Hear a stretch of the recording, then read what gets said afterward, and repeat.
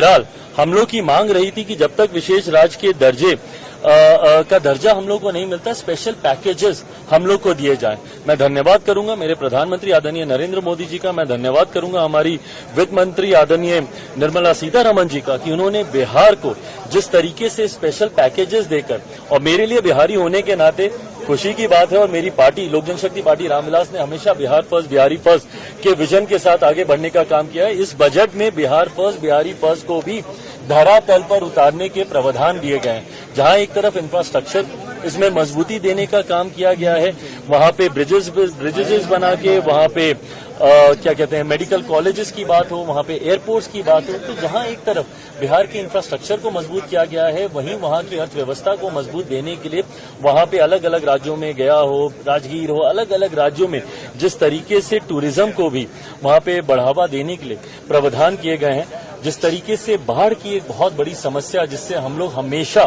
दशकों से हम लोग परेशान रहे हैं, उसके भी समाधान का जिक्र इस बजट में किया गया है। तो मैं मानता हूं बिहारियों के लिए ये बहुत खुशी की बात है और पूरी बिहार की जनता प्रधानमंत्री जी का धन्यवाद करेगी। बट ओवरऑल भी अगर इस बजट को देखा जाए तो पूरी तरीके से समावेशी बजट है। पिछले 10 सालों में भारत की अर्थव्यवस्था, एक मजबूत अर्थव्यवस्था का लाभ हमारे समाज के हर वर्ग को मिले, युवाओं को मिले, महिलाओं को मिले, किसानों को मिले, मध्य वर्ग के लोगों को मिले, इस बात का ध्यान भी इस बजट में रखा गया है। मैं मानता हूं कि एक बजट, ऐसा बजट जो युवाओं से जुड़ी सबसे बड़ी समस्या बेरोजगारी का भी जिक्र करता है। एमएसएमई सेक्टर को जिस तरीके से मजबूती देने की बात की गई है, इसमें एमएसएमई सेक्टर एक रीढ़ की हड्डी है हमारे देश की अर्थव्यवस्था को लेकर। तो मैं मानता हूं कि विकसित भारत के निर्माण में ये एक मजबूत नींव की तरह इस बजट को देखा जा सकता है। आप कह रहे हैं समावेशी बजट है, सारे सांसद जो निकले विपक्ष के वो तो कह रहे हैं आंध्रा बिहार का बजट है, ये सरकार बचाने वाला बजट है। इन लोगों को अगर अपने राज्य में